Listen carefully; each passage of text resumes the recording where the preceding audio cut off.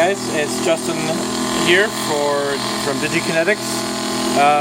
As you can see, we're machining a part right now, going pretty well.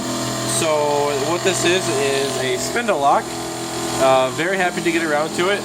They can see it right there, just a very basic part. It's going to attach right, hopefully right there. And fingers crossed I have everything marked out right. So let's watch some of this machining here, and from some advice, I do have some air now. So I am gonna keep this going, and then I'll let you guys watch for a little bit here. We're just marking down the space a little bit.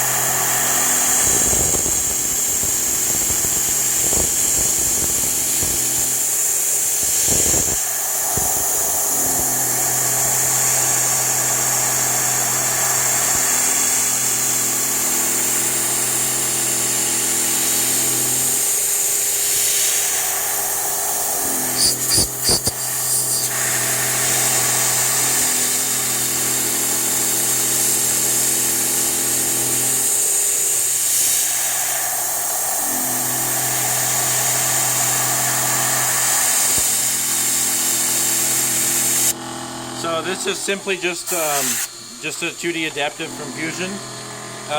You might notice that there is an overhang here, and that's just because of some of the part geometry, and I wanted to do this whole part in one setup. So I do have to have an overhang. I measured to make sure that the tool clearance would work with the tool out length, so there wouldn't be any interference. So yeah, I'll get back to you with some more machining, and hopefully when this part is done and completed all perfectly and nice. So I'll see you in a bit. Alright guys, so basically what I want to show you guys, so here's some more 2D adaptive. This is a 3/8 inch end mill. This is a 3/8 inch depth of cut with I believe a 30 thou step over, I think. I did ramp up the spindle speed to 60 hertz, which is probably I think about 3,000, 3,200 RPM. So we're going to be taking a total of 3 passes on this operation. We're actually moving to the second one right now. So far everything is going really well. Very happy with it. You can see it's handling it very well. Very little chatter. The climb milling is going phenomenally. So very happy with it. Yeah, there we go.